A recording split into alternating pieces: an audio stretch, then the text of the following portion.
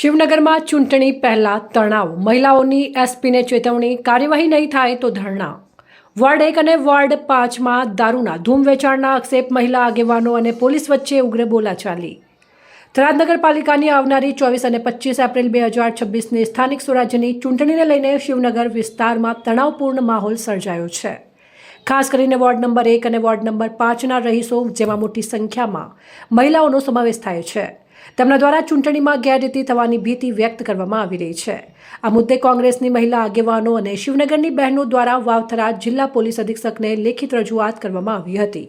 રજૂઆતમાં ગંભીર આક્ષેપ કરવામાં આવ્યો છે કે વિસ્તારમાં દેશી તેમજ વિદેશી દારૂનું ખુલ્લેઆમ વેચાણ થઈ રહ્યું છે, જે આચારસંહિતાનો સ્પષ્ટ ભંગ છે.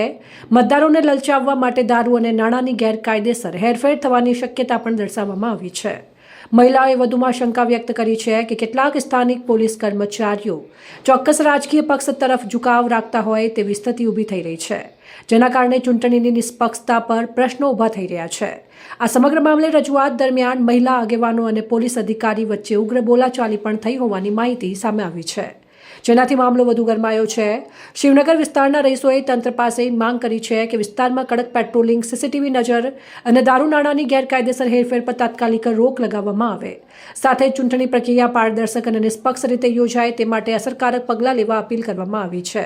અંતમાં મહિલાઓએ ચીમકી આપી છે કે જો તંત્ર દ્વારા યોગ્ય કાર્યવાહી નહીં કરવામાં આવે તો 29 એપ્રિલ 2026ના રોજ પોલીસ કચેરી ખાતે ધરણા પર બેસીને ઉગ્ર વિરોધ પ્રદર્શન કરવામાં આવશે, જેના માટે સંપૂર્ણ જવાબદારી વહીવટી તંત્રની રહેશે.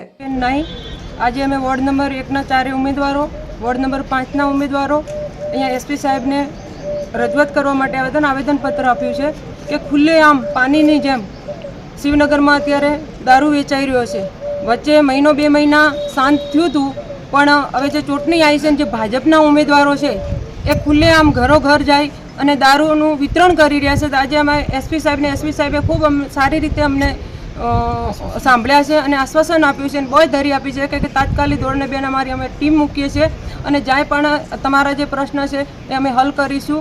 અને જે બે પીઆઈ સાહેબો છે એ નવા છે, એમની પહેલી વખત જ મુલાકાત થઈ છે, પણ અહીંયા જે પૂર્વ એટી ચૌધરી સાહેબ હતા, પટેલ સાહેબ હતા, ખૂબ એમની સારી કામગીરી રહી છે અને અમને એસપી સાહેબ ઉપર વિશ્વાસ છે કે અમારી આ બહેનોની રાડ સાંભળી અને તાત્કાલિક ધોરણે સાહેબ નિર્ણય લઈ અને ટીમ દ્વારા દારૂ બંધ કરાવશે એવી બાંયધરી આપી છે.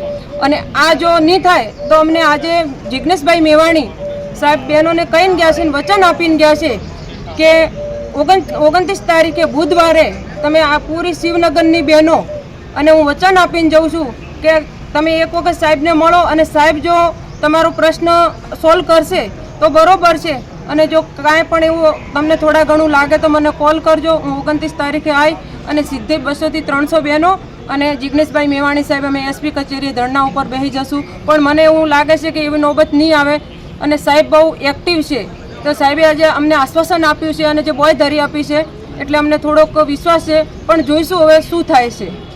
અહેવાલ જીતુ બારોટ, સંબંધ ભારત ન્યૂઝ, થરાદ.